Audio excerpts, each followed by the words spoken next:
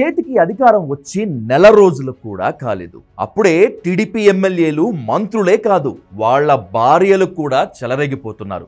అధికారులపై నోటికొచ్చినట్లు మాట్లాడుతున్నారు. కడప జిల్లా రాయచోటి ఎమ్మెల్యే రవాణా శాఖ మంత్రి రామ్ ప్రసాద్ భార్య ఒక పోలీస్ ఎస్ఐని సిఐని తిడుతున్న తీరు చూస్తే అధికార మదం కావరం ఎంత త్వరగా తలకు ఎక్కిందో అర్థమవుతోంది. చివరికి మేడం గారి నోటి దురద వల్ల మంత్రి రామ్ ప్రసాద్ సీఎం చంద్రబాబుతో తిట్లు తినాల్సి వచ్చింది. చంద్రబాబు మంత్రులు ఎమ్మెల్యేలు కూడా జగన్ బాటలోనే వెళ్తున్నారు. ఆనాటి అరాచకాలని మళ్లీ గుర్తుకు తెస్తున్నారు. రాయచోటిలో పెన్షన్ల పంపిణీకి వెళ్ళినటువంటి రవాణా మంత్రి రామ్ ప్రసాద్ భార్య హరిత చేసిన హంగామా ప్రభుత్వం మొత్తం తలదించుకునేటట్లు చేసింది. ఎమ్మెల్యేకి మంత్రికి ఎస్కాట్ ఇస్తారు కానీ వాళ్ళ పెళ్లాలకి ఎస్కాట్ ఇవ్వరు. కానీ అవన్నీ మంత్రి రామ్ ప్రసాద్ భార్య హరితకి అనవసరం. మంత్రి భార్య అంటే మంత్రికి ఉండే ప్రోటోకాల్ అంతా తనకు కూడా ఉండాలని అనుకుందేమో. సమయానికి ఎందుకు రాలేదంటూ ఎస్ఐసిఏలపై కళ్ళు ఉరుముతూ తిట్టేసింది.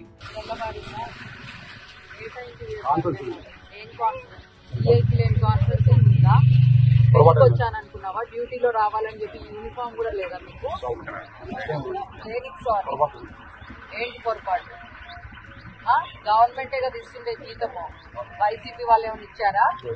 మరి డ్యూటీ చేస్తున్నారా లేకపోతే ఏమన్నా మీకోసం అర్ధగంట నుంచి వెయిట్ చేస్తాము.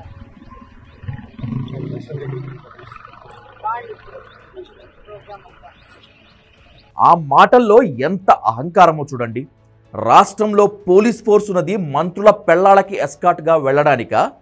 కాకి డ్రెస్ వేసుకునే వాళ్ళంటే అంత చులకనా? ఏదో వీళ్ళ ఇంట్లో సొమ్ము తీసుకువచ్చి పోలీసులకు జీతాలు ఇస్తున్నట్లు ఆ బిల్డప్ చూడండి.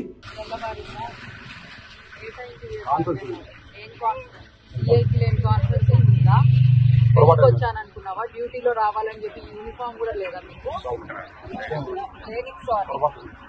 ఏంటి పొరపాటు? గవర్నమెంటే కదా ఇస్తుండే జీతము, వైసీపీ వాళ్ళు ఏమైనా ఇచ్చారా? మరి డ్యూటీ చేస్తున్నారా లేకపోతే ఏమన్నా మీకోసం అర్ధగంట నుంచి వెయిట్ చేస్తాము.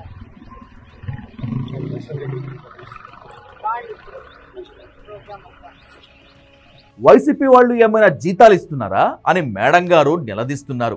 పోలీసులకు వైసీపీ వాళ్ళు జీతాలు ఇవ్వరు, టీడీపీ వాళ్ళు అంతకన్నా ఇవ్వరు. జనం సొమ్ము పోలీసులకు జీతంగా ఇస్తారు. జనం సొమ్ము పోలీసులకు ఇచ్చేది ప్రజలకు సర్వీస్ చేయటానికి.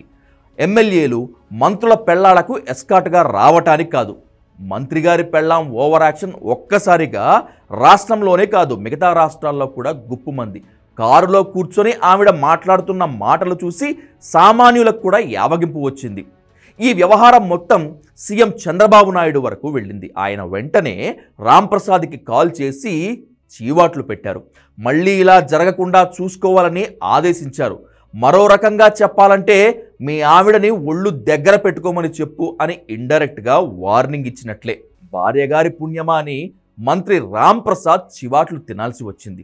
ఇలాంటి సంఘటనే ఒక 2 నెలల క్రితం జగన్ సర్కార్లో జరిగి ఉంటే టీడీపీ స్పాన్సర్ మీడియా ఛానల్స్ అన్నీ రోజంతా రచ్చరచ్చ చేసి ఉండేవి. పోలీసులను మంత్రులు ఎమ్మెల్యేలు వాళ్ళ పెళ్లాలు ఎలా వేధించుకు తింటున్నారో స్టూడియో డిస్కషన్స్ ద్వారా కడిగి పారేసేవి ఆ ఛానల్స్. మరి అప్పుడు గుర్తొచ్చిన మానవ హక్కులు ఇప్పుడెందుకు గుర్తుకు రాలేదు ఆ ఛానల్స్కి? ఒక్కరు కూడా కిమ్మనలేదు. మన మీడియా నిజాయితీ ఇది. పరిస్థితి చూస్తుంటే రాబోయేటువంటి రోజుల్లో ఇలాంటి సంఘటనలు ఇంకా చాలా కనిపించేటట్లే ఉన్నాయి.